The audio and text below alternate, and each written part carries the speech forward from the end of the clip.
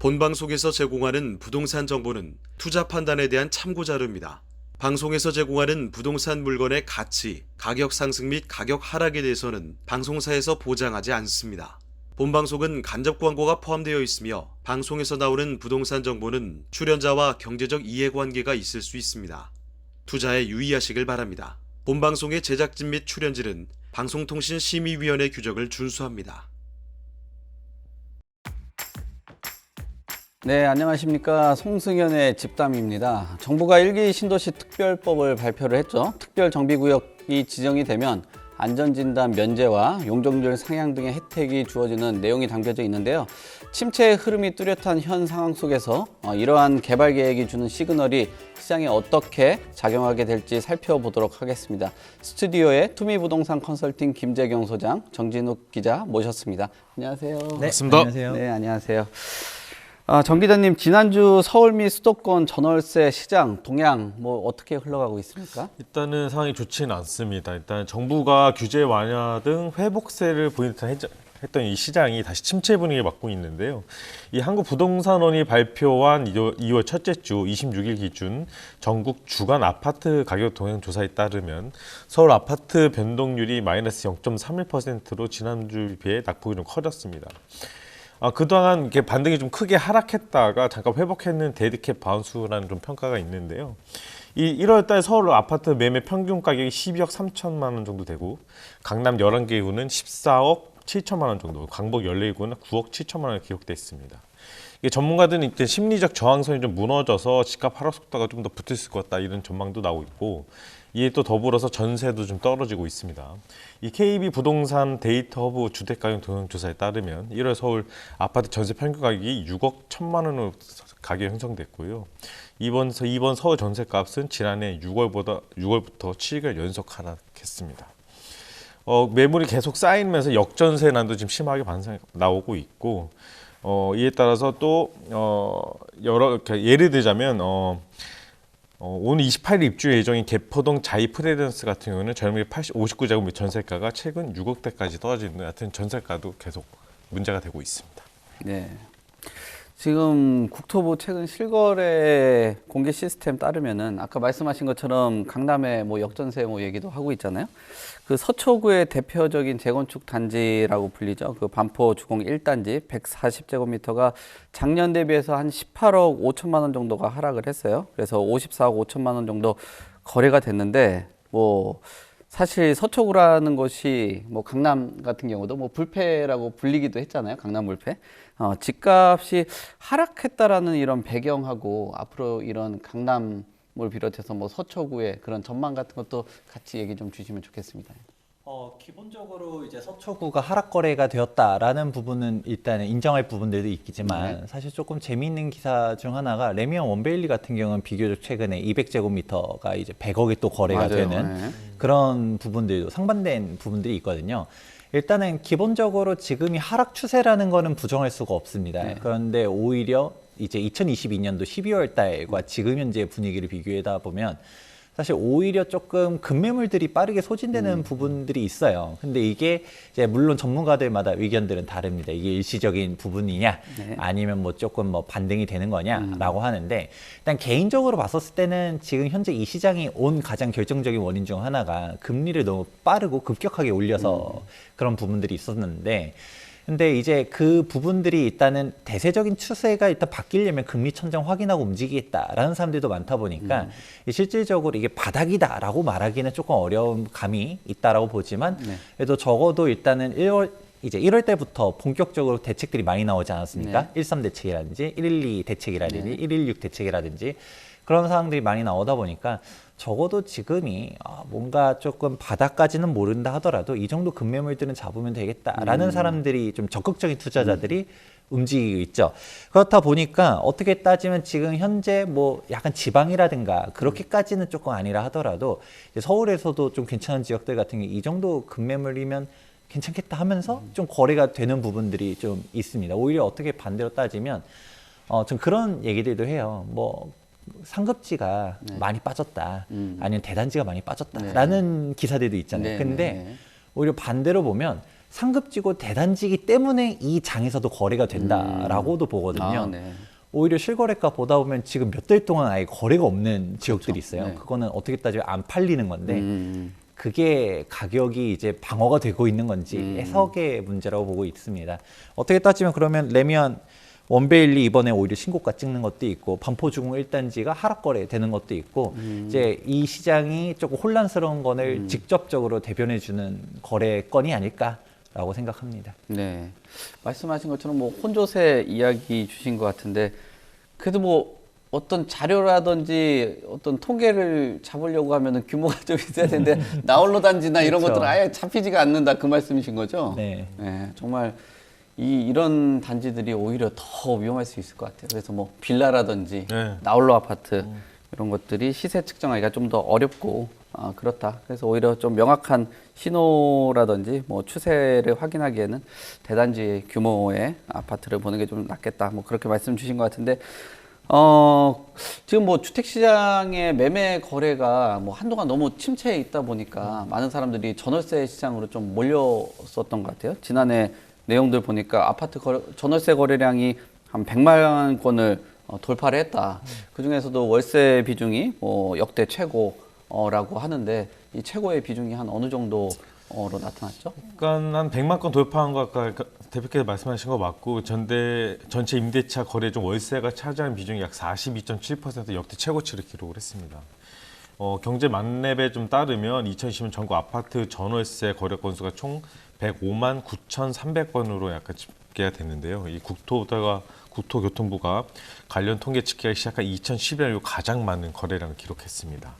이 전세 거래 건수는 지난해 60만 6천여 건으로 전년 대비 약 소폭 감소가 됐지만 월세는 전년 대비 28.5% 증가한 45만 2천 건으로 역대 최대치를 기록했습니다. 임대차 시장에서 월세가 차지하는 비중도 아까 말씀했던 대로 42% 넘으면서 최고치를 기록했는데요. 하지만 이 임대차 시장이 약간 좀 변하고는 있어요. 왜냐면은 아까 대표님께 말씀하신 대로 전세 사기 등의 영향이 있는데요.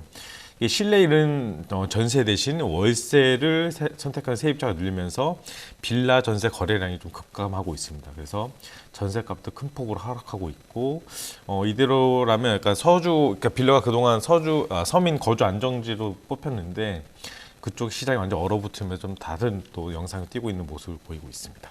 네.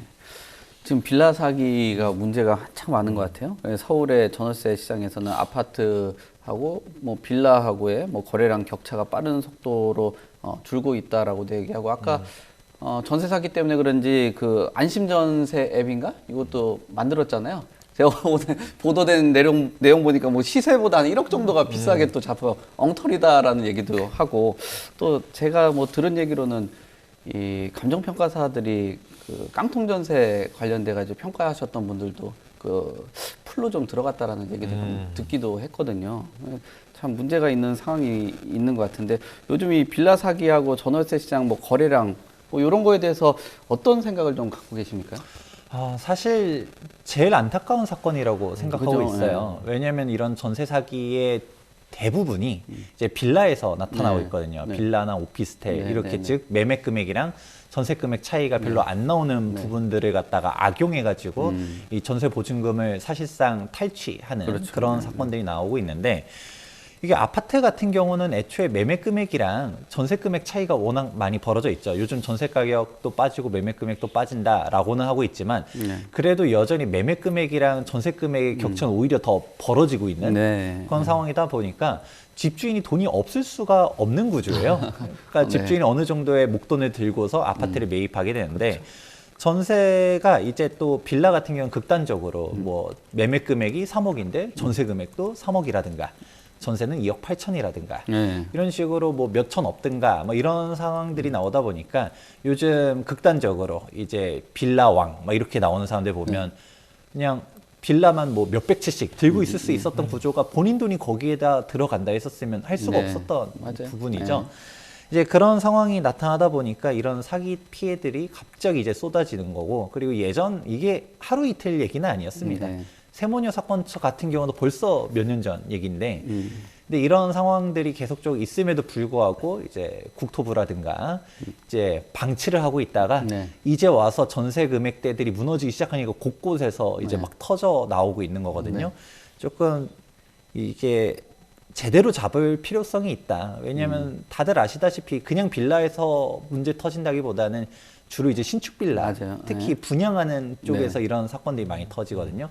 구조적인 맹점이 이제 리베이트를 갖다가 많이 주려고 하다 네. 보니까 이제 그거를 갖다가 조금 적극적으로 가담하는 사람들이 그 리베이트 비용 나한테 줘라. 네. 내가 그러면 분양 받겠다 하면서 어떻게 따지면 그 명의 대여자들이 이제 피해자인 사람들도 있죠. 뉴스에 나오는 것처럼 뭐 그렇죠. 노숙자들이라든가 그런 사람도 있지만 아예 사실상 공범인 사람들도 있고 그런 부분들을 조금 적극적으로 처벌할 필요성이 있고 근데 여기서 더 나아갔을 때 이제 구조적인 문제점 같은 경우는 실질적으로 그 판을 만든 사람들이잖아요. 그렇죠. 네. 그 리베이트를 주는 사람들 그런 사람들에 대해서도 그런 신축 빌라 업자들도 어떤 식으로 조금 처리해야 되는가. 근데 이게 사실 법적으로 가면 사기죄 성립이 쉽지가 않거든요. 이게 뭐 나는 리베이트를 줬을 뿐이고 그렇죠. 그냥 건축했을 뿐이고 이게 뭐 사기랑 연관성을 입증하기 어렵다 보니까 근데 이걸 그렇다고 해서 계속 방치하면 계속적으로 누군가는 뭐 기자님도 앞서 얘기했던 것처럼 뭐 아닌 뭐 감정평가사 중에서도 뭐 고가 감정 해주는 사람들도 있고 업감독인가 그거 있죠. 그렇죠. 네. 뭐 무슨 중개사들도 그렇고 분양 대행사들도 그렇고 이게 돈이 연결되면 계속적으로 사기 임인 거를 알매도 불구하고 움직이는 사람들이 있기 때문에 사실 이 구조적인 접근이 필요하지 않을까 생각도 합니다. 그 현장에 보면은 되게 그 공인중개사분들도 애로사항을 되게 많이 토로하세요. 그러니까 이 본인 자체도 사기꾼으로 보니까. 그러니까 소개를 해줘도 이거를 제값으로 보지 않는 거죠. 그러니까 젊은 친구들이 이제는 가면은 집을 소개를 정상적으로 해도 또 뭔가 있는 거 아니냐는 의심을 갖게 돼서 마음의 상처도 받으시는 분도 상당히 많고 또 실제적으로 인천에서는 실제로 경찰이 적발을 해서 구속 영장 신청했는데 기각이 됐어요. 어쨌든 도망갈 염려가 없어서 법원에서는 구속영장 발부를 하지 않았는데 오히려 그쪽 그러니까 혐의를 어쨌든 받는 사람들이 오히려 언론사 상대로 왜 이 기사에서 냈느냐면서 언론중재위원회에 거는 경우도 있고요. 상당히 조직적으로 상당히 많이 움직이더라고요. 보면은. 전세 사기가 이 부동산 시장 그리고 또 중개업계 부동산 시장의 업계 신뢰를 많이 무너뜨렸다. 그렇게 볼 수 있을 것 같네요. 지금 깡통 전세 외적으로도 정부가 참 신경을 좀 쓰고 있는 부분이 있는 것 같은데 주택 공급에 관한 내용입니다. 정부가 최근에 발표해서 좀 많은 사람들이 관심을 갖고 있는 노후계획 도시 특별법, 이른바 뭐 1기 신도시 특별법이라고 하는데 그 주요 내용이 어떤 내용들이 담겨져 있죠? 일단은 대규모 광역통시설 같은 기반에서 확충하는데 공공성을 확보하는 경우에는 재건축 안전자를 면제해주기로 했고요. 또 2종 일반 주거지역을 3종 1번 주거지역이나 준주거지역 수준으로 사용하면 용적률이 약 300%까지 높아지고 역세권 등 일부 지역은 최대 500%를 절감하는 고층 건물 진입이 가능해졌습니다. 또 특별법 적용 대상은 20년 이상 경과한 100만 제곱미터 이상의 노후계획 도시도 정했고 다만 2개 이상의 택지 면적을 합했을 때 100만 제곱미터가 넘어가거나 생활권을 공유하는 작은 택지도 적용 대상이 될 수 있도록 해서 기존 신도시 외 인접지역도 개발할 수 있게 했습니다. 또 노후계획 도시 특별정비구역이라는 개념을 만들면서 지정 권한을 지자체에 넘겼고 또 선도지구 역시 시군구장이 직접 선정하도록 했습니다. 네, 지자체 권한 막 주고 막 그러네요 이제. 많이 좋네요. 네, 일기 신도시 특별법 주요 내용 뭐 역시 뭐 이 부분에는 또 전문가시니까 핵심 내용이 어떤 게 가장 핵심이라고 보세요? 크게 가장 큰 포인트를 세 가지 잡을 수 있을 것 가지요? 같아요. 네, 네. 우선은 하나는 뭐 앞서서 기자님께서 설명해 주셨던 것처럼 용적률 인센티브를 더 주겠다. 예를 들어서 원래 일기 신도시 특별법을 출발을 했었잖아요. 네. 근데 일기 신도시들이 고질적인 문제점 중 하나가 아무래도 사업성이 좀 떨어진다라는 부분들이 있다 보니까 용적률 인센티브를 주겠다가 첫 번째 포인트. 두 번째 같은 경우는 이 일기 신도시 특별법이 원래 일기 신도시를 대상으로 출발하다가 역차별 문제점들이 나왔었잖아요. 그렇죠. 이 대상을 보다 확대했고 어떤 식으로 할 건지 구체적으로 밝혔다. 이제 노후계획도시 특별법으로 이름이 바뀌었는데 이게 100만 제곱미터 이상의 이제 계획도시로 조성된 단지들 같은 경우는 이 특별법 대상이 되겠다라는 부분이죠. 그렇다 보니까 당장 서울 같은 경우도 목동이라든지 상계동, 중계동, 개포동, 여의도 등등 이런 이제 계획도시 같은 경우도 적용 대상이 되고요. 그 지자체 중에서도 대표적으로 뭐 대전의 둔산동과 같이 이게 비슷한 시기에 조성이 됐었지만 왜 우리는 적용 안 해줘 했었던 지역들도 포함될 수 있었다라는 게 이번 대책에서 가장 특별한 부분 중 두 번째. 이제 마지막 사안 같은 경우는 안전진단을 들 수 있을 것 같아요. 이 안전진단을 기존의 30년에서 20년으로 낮추는 부분. 여기서 더 눈에 띄는 거는 안전진단 관련해서 보다 더 완화하던가 아니면 극단적으로 가게 되면 아예 면제를 해주겠다라는 사항이 나왔습니다. 애초에 국토교통부에서 2022년도 12월 달에 안전진단에 대한 구조안전성 비중을 완화하고 그리고 사실상 2차 안전진단 심사 같은 경우는 지자체장의 권한으로 위임하는 등 사실상 백지화 방안으로 가긴 했었지만 그래도 90년대 지어진 아파트들 중에서는 안전진단이 만에 하나 떨어질 수 있을 우려도 실제로 존재는 하고요. 대부분 1차 안전진단 다들 통과다라고 하지만 떨어진 단지들도 있긴 있거든요. 그런 사항들에 대한 부분도 있고 어차피 정비를 하려 했었을 때 이 안전진단을 받으려 할 때 돈이 많이 들어가요.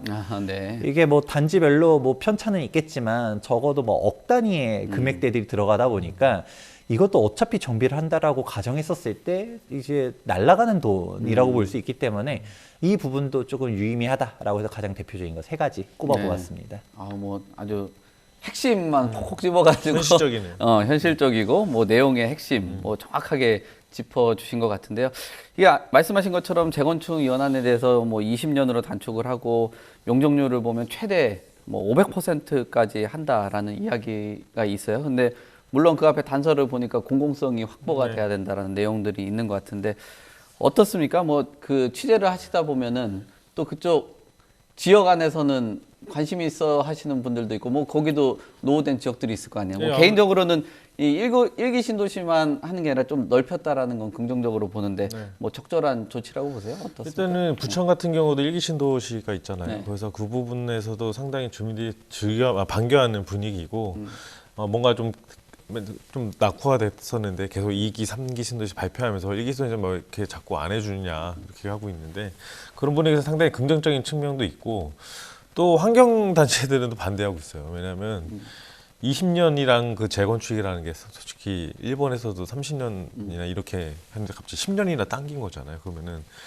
다 뜯어 고치고 물론 대표께서 말씀하신 대로 이렇게 비용이 발생하고 하는 부분도 있지만 그렇다고 안 고칠 수 있는 부분도 아니고 현실적으로 고친다 하면 과연 멀쩡한 건물도 새로 짓는 걸 워낙 선호하다 보니 다시 또 짓고 하다 보면 그에 따른 환경 문제도 발생할 것이 아니냐 그런 얘기도 있고 또 시간도 상당히 오래 걸릴 것이다 그렇게 하면서 과연 이게 어느 정도까지 될 것이냐는 부분이고 이 정책이라는 것 자체가 정무적으로 판단해서 보면은 총선을 앞두고 내놓은 거 아니냐 그런 관점도 있어서 좀 더 지켜봐야 될 상황이고 일단 처음에 발표했을 때 시장은 조금 반겨하는 분위기, 일기 신도시 쪽에는 상당히 반겨하는 분위기지만 또 한쪽으로 봐서는 이게 과연 어떻게 될 것이냐 다시 총선 이후로는 다시 어떻게 될지 모른다 그런 퀘스천 마크도 보는 게 현실입니다. 항상 수요들은 정책에 굉장히 많이 빨리 반응을 하는 것 같아요. 그 소장님께서는 뭐 요번 그 일기 신도시 특별법 정확하게는 이제 노후계획 도시 특별법이라고 불러야 될 것 같은데 어떻습니까? 이 용적률 500%라든지 재건축 연한 20년 이 내용이 뭐 적절한 조치였는지. 저는 약간 접근 포인트 좀 다르게 할 필요성이 있다라고 생각해요. 이제 기자님이 앞서서 설명해 주셨던 것처럼 이게 뭐 과도한 특혜 아니면 이거 환경적인 부분 비용이 뭐 너무 이렇게 발생하는 거 아니냐라고 말하는 분들도 충분히 이제 이유는 납득이 가긴 합니다. 근데 사실 이거를 그렇게 접근할 게 아니라 이제 구도심을 다시 재생하는 측면 아니면 정비를 한다라는 측면으로 접근할 필요성이 있다라고 봐요. 왜냐하면 되게 안타까운 사건이긴 하지만 이제 최근에 이제 터키에서 사고가 나지 않았습니까? 튀르키예 이렇게 사고가 나왔는데 근데 이제 그런 부분 봤을 때도 많이 나왔었던 문제점 중 하나가 내진 설계 말들이 많이 나왔어요. 근데 제가 기억하기로는 대한민국이 내진 설계가 의무화된 게 81년도인가 83년도인가로 알고 있습니다. 그렇기 때문에 당연히 80년대 지어졌었던 아파트들은 내진 설계가 안 돼 있는 거는 기본이고요. 근데 이게 기준이 81년, 그럼 80년도 때 준공이 나면 그게 위험한 거냐가 아니라 이게 건축 허가 기준이다 보니까 90년대 조성됐었던 1기 신도시만 하더라도 내진 설계가 안 돼 있는 아파트들이 생각보다 많습니다. 거기에다가 뭐 분당 같은 경우 유명하잖아요. 바닷모래로 갖다가 건축해가지고 뭐 철근 콘크리트 구조에서 뭐 부식이라든가 이런 게 좀 안전성도 문제가 있다라는 얘기들도 있었다 보니까 사실 어떻게 따지면 이거를 경제 논리로 접근할 게 아니라 이제 정비가 안정성, 삶의 질, 그리고 우리가 주택 공급이 충분하다, 뭐다, 뭐 이렇게 말하시는 분들도 있지만 양질의 주택이 필요한 거잖아요. 뭐 예를 들어서 강남권에서 그 전에 이제 물난리 났을 때도 반지 하방들 갖다가 정비가 필요하다라고 했었을 때도 이런 부분들을 갖다가 그냥 개발 논리로만 접근할 게 아니라 그냥 뭐 개선이라고 봐야 되는 게 저는 중요하다 보고요. 근데 개선을 막상 하려고 해도 결국 돈이 걸리다 보니까 사업성이 안 나면 어차피 할 수가 없습니다. 그러다 보니까 이렇게 용적률 인센티브를 주는 부분 관련해서는 저는 조금 이제 실제로 시장이 움직일 수 있도록 이제 유인책을 준다라고 저는 보고 있습니다. 근데 다만 너무 과도하다라는 비판은 당연히 나올 수 있다라고 생각해요. 이게 용적률 500% 관련해서 얘기가 나올 수는 있는데, 근데 저는 오히려 그냥 근본적으로 봤을 때 이 용적률 500%를 너무 언론에서 많이 띄우지 현실적으로 불가능한 숫자라고 보고 있습니다. 지금 1기 신도시 다 합치면 30만 세대, 인구로 따지면 거의 100만 인구거든요. 이거를 뭐 단순히 산술적으로 곱하기 2를 해서 뭐 200만이 되고 그러면 지옥이 열릴 겁니다. 일기 신도시보다 멀리 있는 지역들은 뭐 출퇴근이 거의 안 될 거고, 뭐 경부고속도로를 갖다가 뭐 지금에서 훨씬 더 뭐 10개 차선을 더 늘리고 뭐 물론 지하로도 뚫는다고 하지만 지하로 왕복 20차선 이럴 거 아니잖아요.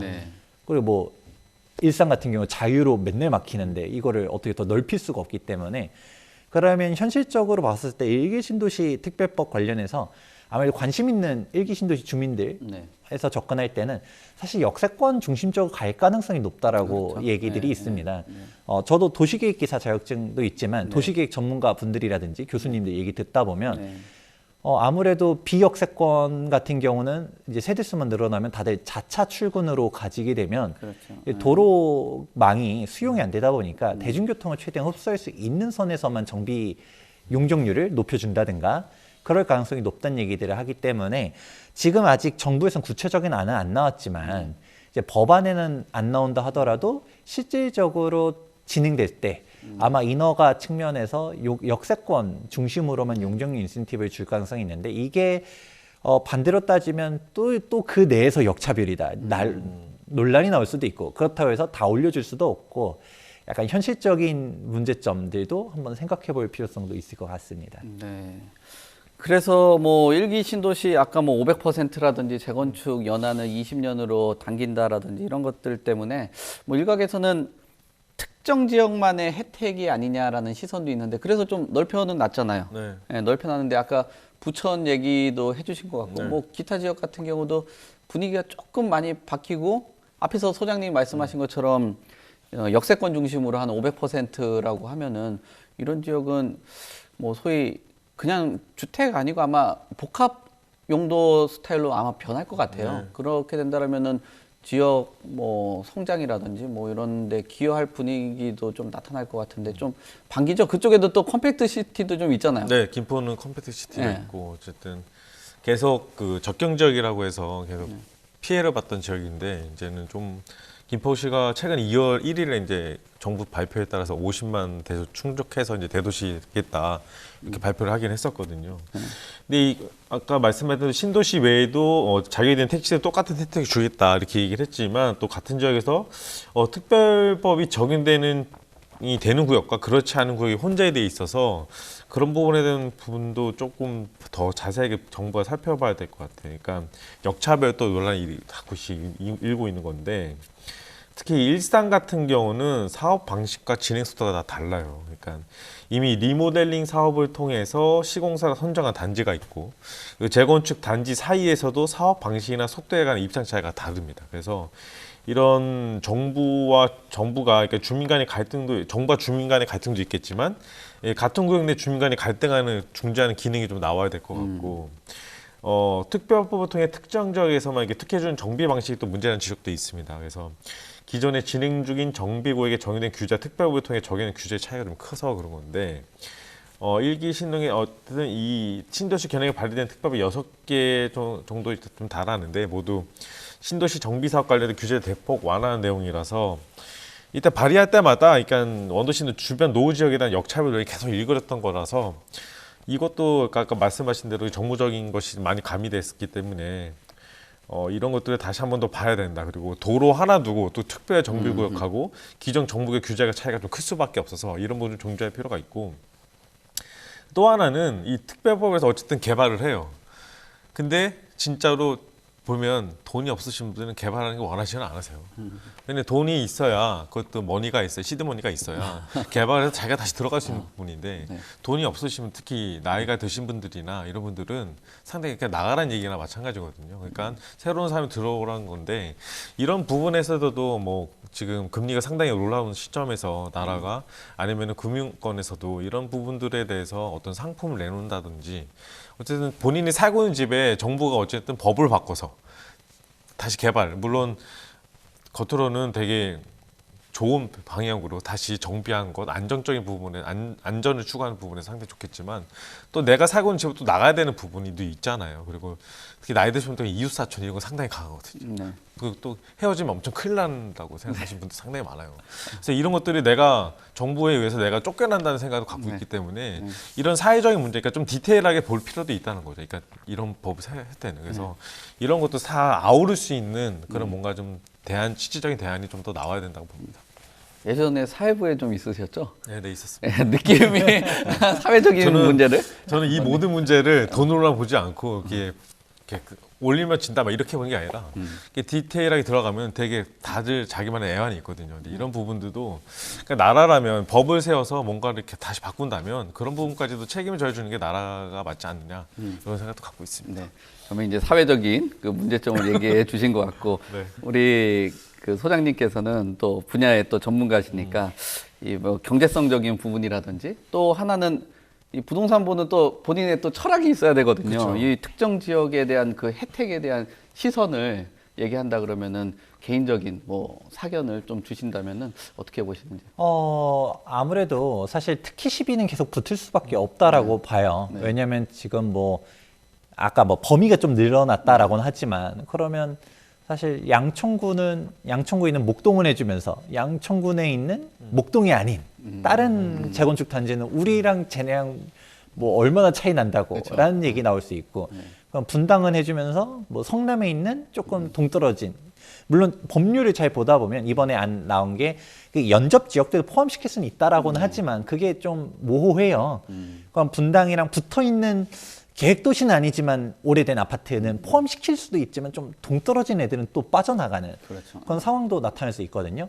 어차피 정비의 필요성이라는 거는 다 동일하긴 한데 얘네만 특별하게 뭔가 더 주고 얘네는 안 주고 이런 논란은 분명히 있을 수 있고 똑같이 준다 하더라도 아까 제가 용적률 500%도 그렇죠. 역세권 중심이 될 수 있다라고 하면 똑같이 일기 신도시 주민들이 우리 다 혜택을 주는 줄 알았더니 나는 덜 줘라고 하면 분명 이제 얘기가 나올 수 있고 그래서 사실 조금 저는 이게 산으로 갈 수 있다라고 생각하는 것 중 하나가 이 주민 갈등도 주민 갈등인데 정부가 이 갈등을 바라보는 방향성이 저는 이미 이 보도 자료에서 느껴졌어요. 조금 그래요? 갈등이 보여져 있다. 아. 뭐냐면 해결책 중 하나가 너무 과도한 사적 이익을 얻지 않도록 하기 위해서 이 기부 체납이라든지 공공성을 위한 약간 부담금이라든지 이런 멘트들이 있었어요. 박혀 있던데요. 딱. 예.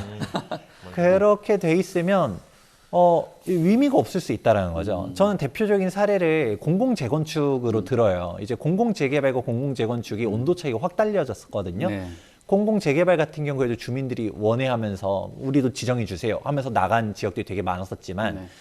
근데 공공재건축 같은 경우는 조합장이 한번 뭐 상담 받아보겠다. 네. 뭐 그랬더니 막 조합장 갈아엎겠다고 주민들이 난리치니까 신청서 냈다가 막 빼고 나 설명서만 잠깐 가려고 하는데 네. 막 난리치고 그게 바로 뭐냐면 둘 다 용적률 인센티브를 준다라는 건 있어요. 근데 공공이 붙었잖아요. 그렇다 보니까 아무래도 공익적인 측면을 위해서 절반 정도는 임대주택으로 정부가 가져가고 뭐 이런 부분들, 이런 사항들이 막 넣어놨어요. 근데 거기까지는 오케이. 근데 공공재개발과 공공재건축이 결단적으로 이제 갈린 것 중 하나가 저는 부담금이라고 봐요. 왜냐하면 재건축 초과이익 환수제는 그대로 존재하는 상황 속에서 예를 들어 용적률을 500%를 줬어요. 절반 뭐 정부 가져가는 거, 뭐 아니면 기부 체납으로 가져가는 거, 거기까지는 오케이. 그래도 250을 더 가져갔잖아요. 네, 네. 그렇게 생각할 수 있을 텐데 문제는 재건축 초과이익 환수제는 그대로 존재하는 거예요. 그러면 여기서의 웃긴 게 초과이익은 이 전체적인 이익을 그대로 보고서 이것 빼고 차 떼고 포 떼고 하다 보니까 남는 게 없고, 그럼 우리는 재건축 돈 들여서 했더니 세대수만 미친 듯이 늘어나고 임대주택만 늘어나고 쾌적하지도 않고 이거 뭐 하는 짓이냐라는 얘기가 나오는 게 공공재건축이죠.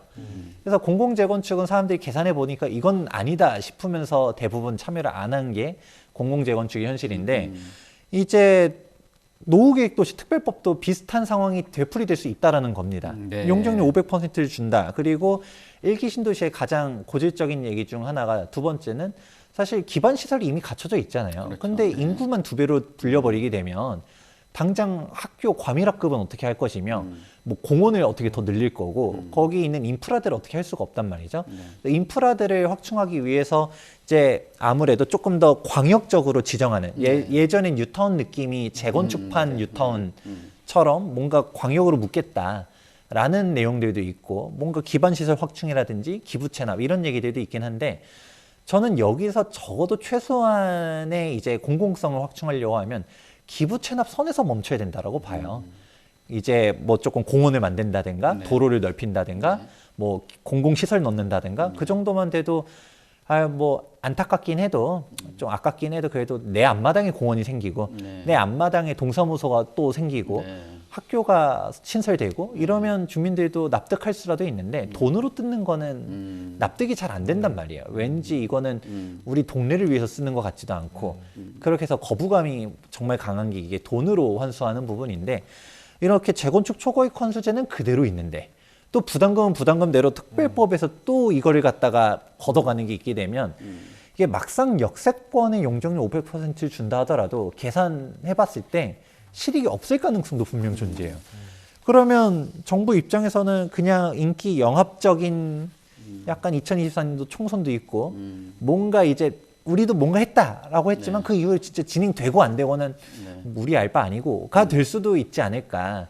결국 이 법이 없었으면 없는 대로 그냥 재건축 갈 사람 재건축 가고 리모델링 갈 사람 리모델링 가고 그냥 우리 안 할 거야 안 하고 이러면 됐었는데, 오히려 이렇게 들쑤시다 보니까 다들 간다 가자 하면서 뭐 개발 심리만 해놨다가 막상 보니까 아니고, 그럼 비대위들 또 나타나고 돈 없다라고 싸우는 사람들이 있고, 이게 오히려 갈등을 유발시킬 수도 있지 않을까라는 우려도 하고 있습니다. 제가 봤을 때는 이 법이 정무적으로 제가 간단히만 얘기했는데 상당히 고도의 수를 뒀다. 왜냐하면 내년에 총선이기 때문에. 그리고 일산 같은 경우는 요번에 국민의힘이 시장이 됐거든요. 계속 민주당이 했다가.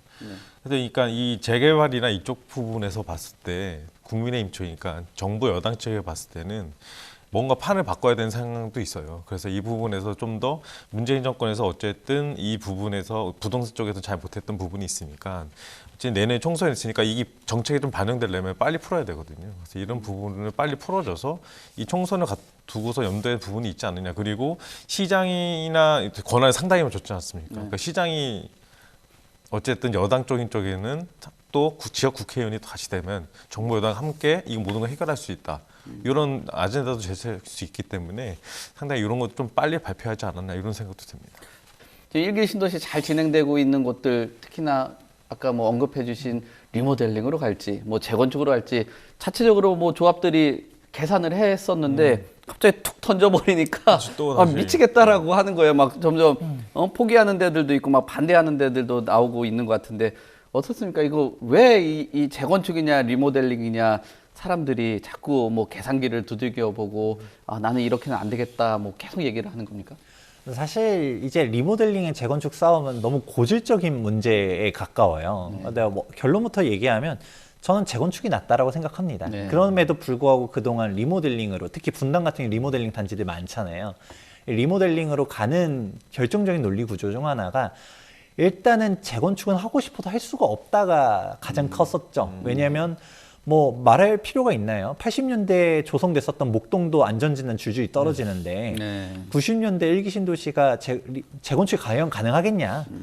그런 게 가장 컸었었고, 그리고 사업성 문제 관련해서도 이제 재건축으로 가려고 하게 되면 현행 법률에 따라서 가야 되는데 이제 일기 신도시 같은 경우 용적률이 200% 전후로 조성된 네. 단지들이 정말 많습니다. 오히려 일부 단지 같은 경우는 이제 법적 상한 용적률보다도 그 전에 약간 조금 그렇게 고도화되기 전에 지금 뭐 3종 일반 주거 지역, 2종 일반 주거 지역 이렇게 되기도 종 구분되기 전에도 지어진 애들도 있다 보니까 그때 당시에 용적률을 한 250 했는데 지금 오히려 지자체 조례 보니까 용적률이 좀 깎이게 생겼어.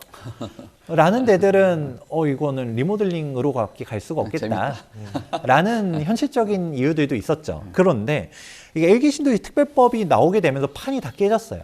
왜냐하면 애초에 사업성이 안 나오다 보니까 정비가 안 되던 것을 사업성이 없던 사업성을 만들어 버리겠다라는 게 이번 혜택이잖아요.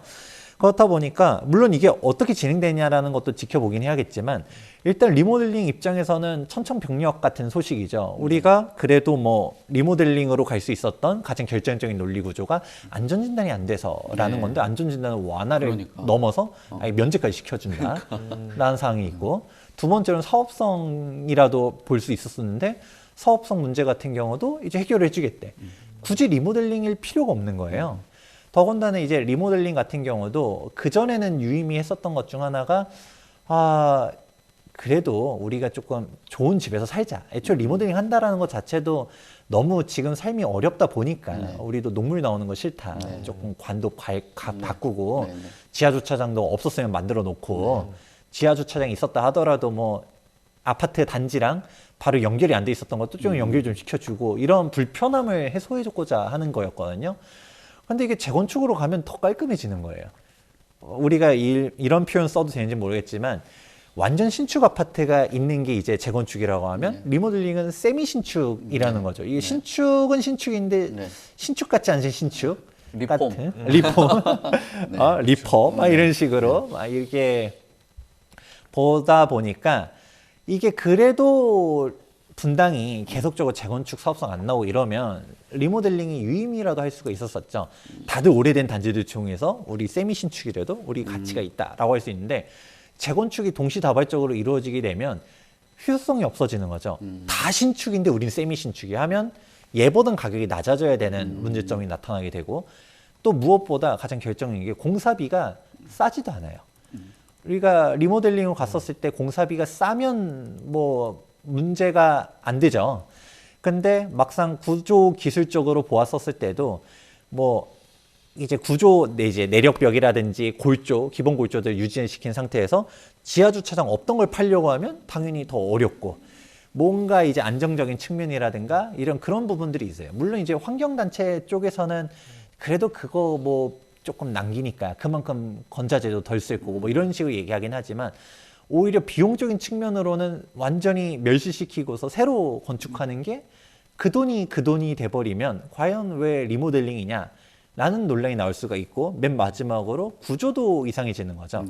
이 노후계획 도시 특별법 보다 보면 리모델링 관련해서도 기존에 이제 인센티브, 용적률을 늘릴 수 있었던 상한을 보다 더 늘려주겠다라는 안은 나오긴 했지만 이게 얼마나 늘려줄지는 사실 구체적인 건 안 나왔어요. 근데 저는 재건축처럼 용적률을 극단적으로 100%까지 늘려준다라고 발표하면 또 뭐하냐라는 생각도 해요. 리모델링의 구조적인 문제 중 하나가 기존 동이 있다라는 상태에서 용적률이 늘어나는 거잖아요. 그래서 수직 증축 리모델링 얘기도 있긴 했었지만 상계층 증축, 이게 현실적으로 분당 보다 보면 수직 증축으로 가다가 다 엎어지고 있거든요. 인허가가 안 나는 거죠. 아무래도 지자체 입장에서도 이거 문제 생기면 누가 책임질 거냐 라는 상황이 있다 보니까 수직 증축으로 추진하다가 다들 수평 증축으로 선회하는 게 요즘 추세거든요. 그러면 이게 옆으로 늘어나는데, 안 그래도 리모델링 구조가 이상하다, 조금 복도가 너무 길다라는 문제점이 있는데 이걸 옆으로 100% 늘려준다라고 하게 되면 뭐 무슨 복도집에서 사는 그런 애초에 말도 안 되는 구조가 나올 수밖에 없고 네. 애초에 동강 간격도 분명 존재하기 때문에 옆으로 무한정 늘릴 수도 없고요. 그렇겠죠. 네. 그나마 사업성 일반 분양 나오는 게 별도동 중축이긴 한데 별도동 중축 같은 경우도 동강 간격이 나와야 하는 거거든요. 그래서 안 나오는 리모델링 단지도 되게 많아요. 근데 이 용적률을 갖다가 그렇게 뭐 많이 늘려주면 뭐 하냐라는 얘기가 리모델링의 한계라는 거죠. 네. 그럼 돌고 돌아서 이제 재건축으로 가게 되는데 그 이제 예상되는 시나리오가 아예 초기 지역 리모델링이면 재건축을 선회하면 돼요. 네. 근데 어느 정도 많이 나간 데들 좋았을 인가를 받았다. 아니면 시공 선정까지도 했다. 그 이해관계가 너무 복잡해져요. 네. 대표적으로 약간 이제 현실적인 얘기를 좀 해보자면 네. 이제 비대위들이 나타나면서 우리 리모델링 말고 재건축을 가자라는 주민 갈등이 나온다 했었을 때 과연 조합 집행부에서 그거를 수용할 것이냐? 전 안 할 거라고 보거든요. 왜냐하면 리모델링 조합장인데 재건축 조합장도 한다라는 보장이 없어요. 맞아요. 그 사람들 입장에서는 나는 이미 기득권인데 뭐 너무 이렇게만 얘기하면 조금 극단적일 수는 아, 근데 있겠지만 현실적인 것도 필요하죠. 맞아요. 네, 그렇죠. 그 말씀에. 그런 부분들 그리고 약간 또 정비 업체가 조금 이권이 되게 강하잖아요. 네. 그러면 내가 이해관계가 엮여 있는 부분들, 그럼 예를 들어서 뭐 변호사라든지, 뭐 정비 업체라든지, 뭐 법무사라든지, 제일 대표적인 게 시공사라든지 이 협력 업체들이 있는데 그 협력 업체도 그대로 재건축으로 간다는 보장도 없고, 그럼 그 사람들이 또 내가 조합 운영비를 또 대줬다. 이거 매몰 비용을 또 어떻게 처리할 것이냐. 그렇죠. 제일 결정적인 게 시공사라고 할 수 있죠. 리모델링에서 강세를 보여주는 몇몇 시공사들이 있잖아요. 네. 그게 재건축으로 가게 되면 아무래도 브랜드 이미지가 좀 밀리죠. 밀리죠. 네. 그러면 굳이 이 시공사를 선정할 이유가 또 없어지게 되면 그럼 그 시공사 입장에서도 분명 반대를 할 거고 네. 그런 분들이 있다 보니까 재건축으로 선회하려고 해도 그동안에 쌓아놓은 시간들도 있고 네. 비용도 있고 이거 네. 어떻게 할 거냐. 그러면 저는 현실적으로 리모델링 단기가 많이 진행된 애들은 리모델링이라도 속도전하면서 빨리 가는 게 중요하다는 얘기도 해요. 그런데 문제는 이게 뭐 분명 비대위들이 나타나서 우리 재건축이 낫다라면서 싸우는 사람들이 나타날 거고 이게 산으로 가게 되면 그나마 장점인 속도전도 안 되고 뭐도 안 되고 이도 저도 안 되면서 뭐 비용은 비용대로 늘어나고 이런 계륵이 되는 단지들이 분명 나타날 수 있다라는 생각도 해봅니다. 네. 근데 사실 소장님이 말씀해 주신 게 이게 현실이에요. 그렇죠. 네. 뭐 본인들이 갖고 있는 기득권 그 헤게모니를 놓친다는 게 뭐 다 주게 되고 완전히 소위 진짜 속된 말로 개털돼 버리는데 할 이유가 없는 거죠. 예, 그렇게 하니까 아마 서로 간에 그 싸움도 상당 부분 있고 그리고 이거 말씀하신 것처럼 뭐 재건축을 새로 하는 게 아마 뭐 전체적으로 봤을 때는 또 긍정적인 부분도 있을 거예요. 왜냐하면 리모델링 단지에서 일반 분양분이 워낙 없다 보니까 일반 분양 가격 자체가 높아. 그럼 시장에서 뭐 비싸게 공급되는 거 뭐 수요자들이 한정돼 있잖아요. 저쪽에 뭐 송파에도 비싸게 분양돼 지금 뭐 마이너스 프리미엄이라고 하는데 그러니까 분양가 책정 같은 경우도 조금 뭐 어려움을 겪고 있는 상황이에요. 근데 말씀하신 것처럼 그 현실의 벽이 그냥 만만치가 않을 것 같다. 그냥 속도로 나가는 게 좋을 것 같다 말씀을 주신 것 같은데요. 근데 지금 말씀하신 것처럼 이런 뭐 조합들의 그 갈등이라든지 그다음에 최근 들어서 노후도시 특별법이라든지 이런 것들이 들어오면서 변수들이 좀 생긴 거죠. 뭐 특히나 재건축 시장에는 이런 변수들이 많이 생긴 것 같고 뭐 재개발에도 이런 변수가 좀 작용하는 이슈나 이런 것들도 같이 좀 동향이나 뭐 변화된 내용들을 얘기해 주시면서 이거에 또 맞는 그 투자 전략 같은 경우도 뭐 시청자들한테 얘기해 주시면 좋을 것 같습니다. 뭐 아무래도 지금 정비사업 투자에 관심 있으신 분들은 오히려 조금 적극적이신 분들이죠. 정비사업 같은 경우도 워낙 이제 명확한 투자 상품이잖아요. 네. 그러니까 아파트는 그래도 실거주 가치라도 있는데 뭐 재개발 재건축 같은 경우는 실거주 가치가 상대적으로 많이 떨어지다 보니까 그렇죠. 돈도 많이 들어가고 그렇지만 또 들어가시는 분들이 결국은 지금 PF 다 막 사건 사고 터지고 네. 이제 앞으로 지금 분양이야 막 이제 어떻게든 밀어내기 분양을 한다 하지만 그 이 앞으로의 이제 신규 프로젝트는 사실상 멈춘다라고 보는 사람들이 많거든요. 네. 그러니까 이제 미래의 신축 아파트는 이제 얼마 안 남았다라고 보고서 재개발 혹은 재건축으로 접근하시는 분들이 생각보다 많아요. 그리고 지금 장이 안 좋다 했었을 때 오히려 재개발 재건축 같은 경우는 한 텀 뒤로 보면서 예를 들어 지금 이제 1기 신도시 진행한다 했었을 때 솔직히 얼마나 걸리겠어요. 네. 재건축 조합, 재개발 조합 설립 때도 빨라야 8년에서 10년입니다.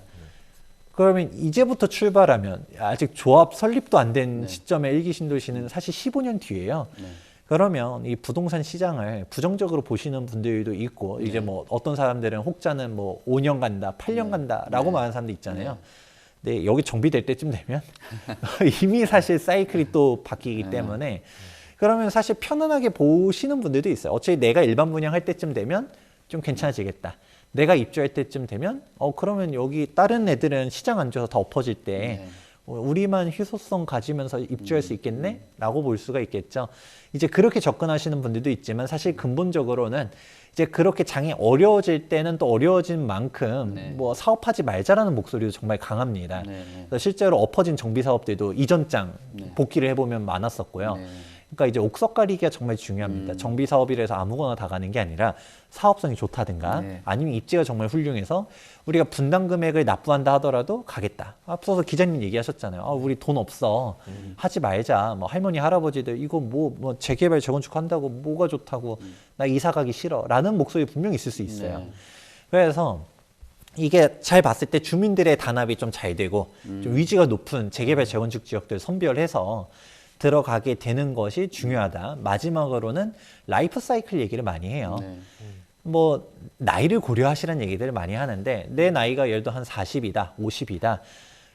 이제 초기 재개발, 초기 재건축 가서 언제 입주합니까? 내가 뭐 칠순잔치 할 때 입주하면 이미 내게 아니에요. 그러면 이제 밑에서 자녀들이 뭐 내가 70, 80 돼서 입주할 거 아니잖아요. 신축에. 뭐 입주할 수도 있겠지만 그러면 이미 자녀들이 막 애도 있는데 뭐 그 아버지 저는 이럴 수가 있기 때문에 그때 가서 완전 비싼 신축 아파트 증여하려면 그 비용이 만만치 않거든요. 차라리 그런 단계들, 예를 들어 1기 신도시다. 그러면 처음부터 자녀한테 사준다든가. 근데 자녀한테 해줄 생각은 없고 내가 할 거다라고 하면 그 단계 고려해서 좋았을 인가가 나서 어느 정도 진행해서 5년 뒤 입주라든지 아니면 지금 공사 중이라서 3년 뒤 입주라든지 이런 단계들이 있는 단지도 있잖아요.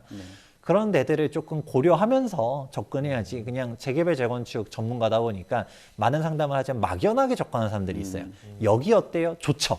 근데 15년 뒤 막 아니면 용산의 예정지 뭐 언제 될까요? 뭐 이런 거 정비구역 지정도 사실 몇 년 걸리고 막 이런 부분도 있기 때문에 복합적으로 좀 고려하시면서 현명한 투자하셔라 라고 조언 많이 합니다. 네. 그러면 마지막으로 제 개인적으로 좀 질문을 좀 드리면은 그런 지역들 중에서 한 주목할 만한 지역들 몇 군데만 좀 찝어주시면 좀 도움이 될 것 같은데요. 사실 요즘은 가격대들이 많이 조정이 됐어요. 정비 사업 같은 경우도. 그래서 오늘 많이 얘기했었던 1기 신도시 같은 경우도 당연히 주목해 볼 만한 하고요. 그래서 물론 갈등 포인트들은 있지만 가능하면 저는 뭐 분당에서도 뭐 역세권 예전 분당 같은 경우도 보다 보면 대지지분 괜찮은 단지들도 있어요. 하지만 용적률이 높아서 이거 대지지분도 낮고 재건축 되겠어? 라고 말하던 단지들이 있어요. 근데 단순히 역세권이라서 비싼 단지들. 근데 오히려 걔네들이 이제 용적률 인센티브 프리미엄을 받게 되면 날개를 달 가능성이 있어요. 오히려 비역세권인데 대지지분이 좋아서 여기 재건축 사업성 나와요 했었던 데는 물론 뚜껑을 까봐야겠지만 역세권만 용적률 인센티브 많이 주고 비역세권은 덜 주고 하면 그게 그거가 될 수가 있거든요. 그러면 사업성은 비슷한데 역세권인 게 훨씬 더 비싸져야 되는 게 정상이기 때문에 오히려 용적률 대지지분 이런 것 때문에 조금 낮았지만 역세권인 단지들을 주목해 보는 것도 편하다. 특히 1기 신도시 같은 경우는 분당만 예를 들긴 했었지만 일산도 그렇고 평촌도 그렇고 뭐 부천도 그렇고 다 학군도 괜찮고 살기 좋고 인프라 다 갖춰져 있고 거주하기도 좋거든요. 약간 그러면서 내가 거주하면서 약간 정비사업 이슈까지 보겠다라고 하면 그렇게 역세권들 주목해봐라 라고 얘기해드리고 있고요. 그리고 인서울로 가게 됐었을 때도 지금 예전에는 너무 비쌌었는데 많이 가격대가 낮아졌어요. 대표적으로 인서울 마지노선이라고 얘기하는 노원구 상계뉴턴도 이제 투자금이 5억도 넘게 필요하다가 지금 2억대로도 빠졌거든요. 그래요? 네. 근데 이 2억대라는 게 상계동이 2억 막 이럴 수도 있겠지만 그래도 비싸라고 할 수도 있겠지만 이게 가격이 3년 전으로 바뀌었지만 단기는 달라졌어요. 대표적으로 상계 1구역, 2구역 같은 경우는 다 사업시 인가도 나오고 시공사 선정도 하고 상계 2구역 이제 관리처분 총회도 올해 낼 예정이거든요. 그러니까 단계가 많이 바뀐 부분들. 아니면 경기권에서는 뭐 광명뉴턴도 준서울에 입지잖아요. 근데 가격대들이 많이 빠져서 프리미엄이 3억 선까지도 밀렸거든요. 2억대의 급매물들도 잘하면 찾을 수도 있어요. 이제 그런 부분들을 고려해 봤을 때 광명은 더 극단적이죠. 이제 착공도 다들 했잖아요. 네.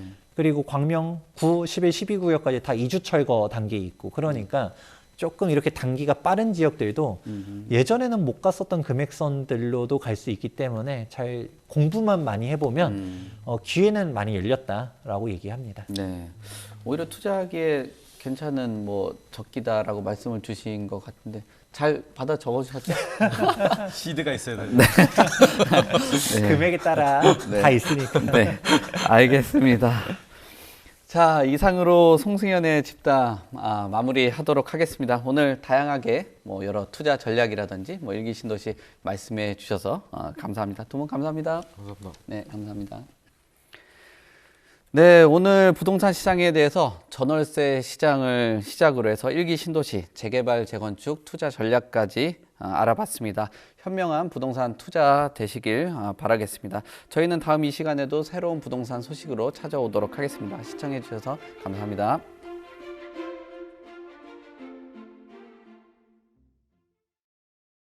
본방송에서 제공하는 부동산 정보는 투자 판단에 대한 참고 자료입니다. 방송에서 제공하는 부동산 물건의 가치, 가격 상승 및 가격 하락에 대해서는 방송사에서 보장하지 않습니다. 본방송은 간접 광고가 포함되어 있으며 방송에서 나오는 부동산 정보는 출연자와 경제적 이해관계가 있을 수 있습니다. 투자에 유의하시길 바랍니다. 본방송의 제작진 및 출연진은 방송통신심의위원회 규정을 준수합니다.